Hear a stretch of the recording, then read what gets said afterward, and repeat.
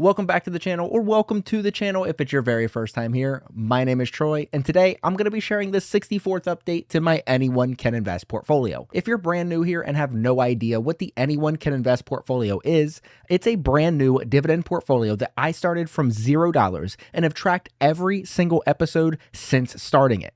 I contribute $60 to this portfolio bi-weekly and share the results with you guys right here on the channel. But without further delay, let's go ahead and get a reminder on where we left off last episode. All right, and as a suggestion I got from a subscriber, thank you, Chris, in the comments, I'm trying to do a little bit of modifications to make these screenshots a little easier for you guys to see with only the information that is actually important. I tried to do all the information just to make it as transparent as possible, but I can see what Chris was saying, how there's so many information specifically on these kinds of screenshots. So I tried to block it out a little bit to make it, like I said, a little easier to see. So right here, this is an update from last episode. You guys can see all of the quantity or the shares on the far left, or technically the far left is all the stock tickers. Then it goes quantity or shares. Cost base is total, which last episode we had a goal of $320 per share, or per company, I should say. And then on the far right, we have a total gain and loss. Both in terms of dollars and in percentage. And at the bottom, this portfolio had a value of $4,423.37 and was in the green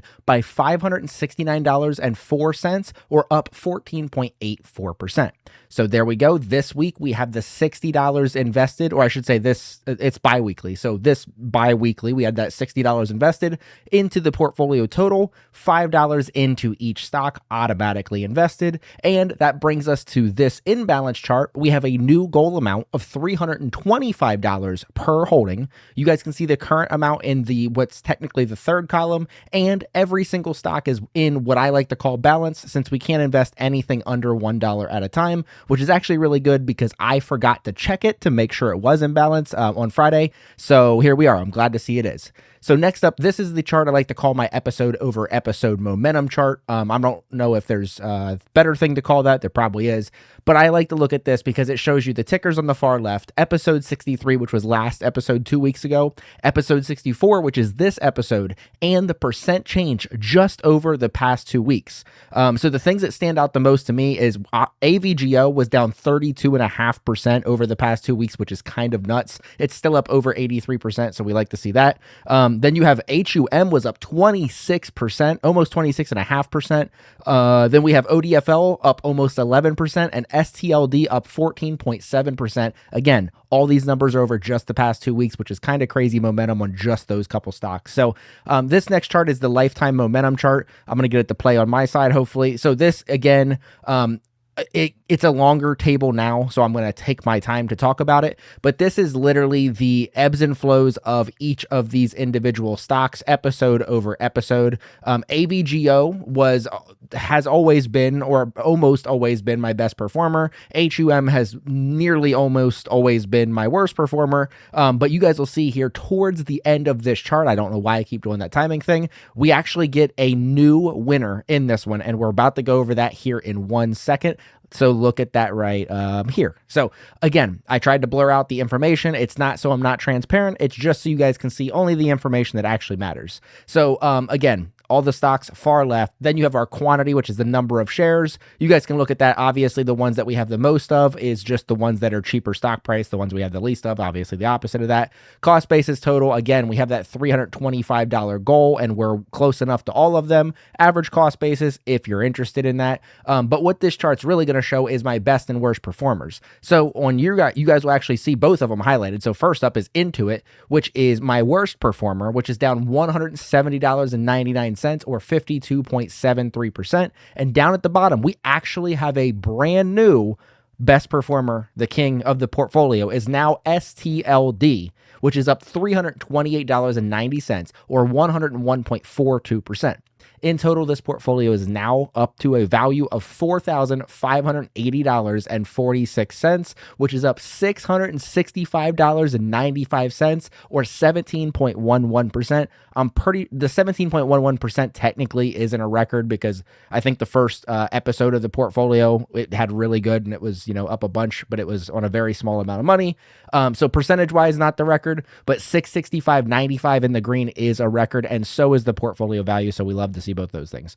So Again, here's another video. This is the portfolio gain. This is going to show that 17%. But this is, again, what I like to show with this is that just because we're doing very good now doesn't mean we were always doing very good. And on your portfolios, just because you're doing bad now doesn't mean you're always going to do bad. There's going to be ups and downs of the market. The idea is over the long haul, as you see with this chart, you should be trending in the right direction. So if I was able to put a trend line on this, you would see up and to the right over the long haul, which is what we like. Again, this portfolio is now $665.95 in the green, which doesn't sound like much, but the portfolio is very young and I'm only contributing a little bit of money to show that anyone can invest, hence the name of the portfolio and the series. So this portfolio is also a dividend portfolio for anybody that's new here. So what that means is these companies that we own are going to pay us parts of their profits back to us just for being shareholders and giving them money to invest with in the first place.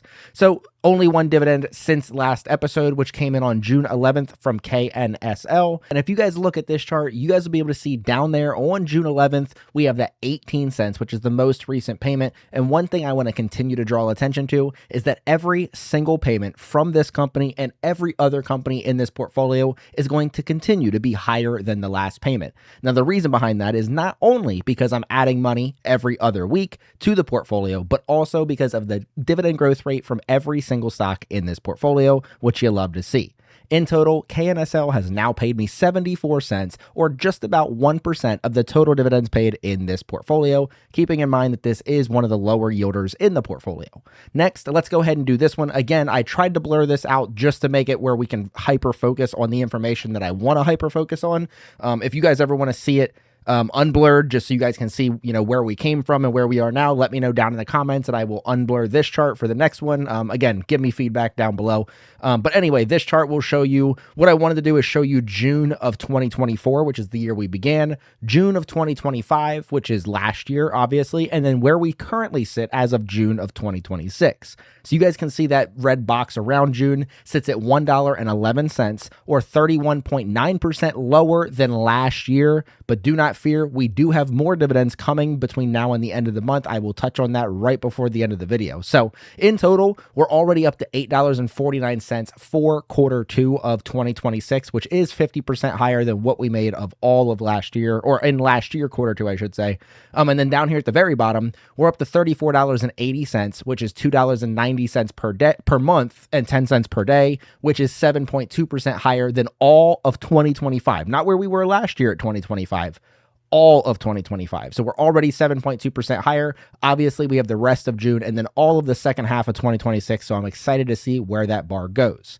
With that being said, all these dividends pile up into what I like to call the spot where the bonus investment is waiting to be invested. So the bonus investment is, simply put, all those dividends are going to accumulate. Once I hit one full biweekly investment amount, which is $60, I'm going to take that cash and add another $5 into each stock. Therefore, they're, investing in themselves, kind of thing. Kind of like this dividend snowball, except I didn't want to do the dividend snowball because all the yields in this portfolio are very different. And I didn't want any one position getting overweighted. I wanted to keep them all exactly where they are. So again, bonus investment estimated, you guys can see the current patty sits at $42.40 per year, $1.63 biweekly. The current cash balance sits at $21.25. Our first bonus investment date was sitting at January 9th of 2026, and we are still projected for May 17th of 2027, which is 493 days after the first bonus investment. Again, that sounds like a very, very long time. That's not 493 days from now. It's 493 days from January 9th of this year. So while that does sound like a long time, that 493 was significantly less than the 724 days it took us for the first bonus investment. And I have a strong feeling that it's going to continue to get lower than that because of, again, we're adding more and more money. The dividend raises are coming in and stuff like that. So I'm hopeful that we can actually get the bonus projected bonus investment date sometime towards the end of 2026 or super early in 2027. I'm not sure if we'll get it, but stay tuned, I guess. So, and down here, I think I put it on the screen at the same time. If not, it'll pop up on the screen right now. This is the last 10 episodes bonus projected bonus investment date. Easy for me to say. From episode 54 to episode 64, which is where we are now. Right now with episode 64, we're right on the trend line. So that would mean by episode 65, it should go down a little bit to keep up with the trend. So I'm excited to see if that happens. Like I said, I will let you know what's coming for the rest of the month, and we're going to do that right here. So you guys can see I took this screenshot on June 13th. I don't know when this video is going live, by the 15th at the latest, I hope.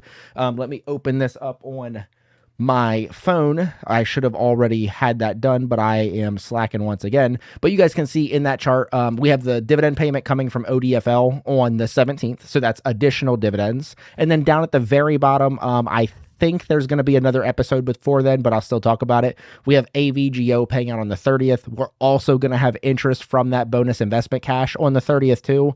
That obviously doesn't show up on here because, you know, the app I use doesn't care about that, but, you know, we care a little bit, right? So, and if you're interested in, you know, ex-dividend dates, the 16th, the ex-dividend date is from PHM. The 22nd, the ex-dividend date is from AVGO or Broadcom. The 26th is from Humana. And then we have that, obviously, that PHM dividend at very, very start of July. So we like to see all that.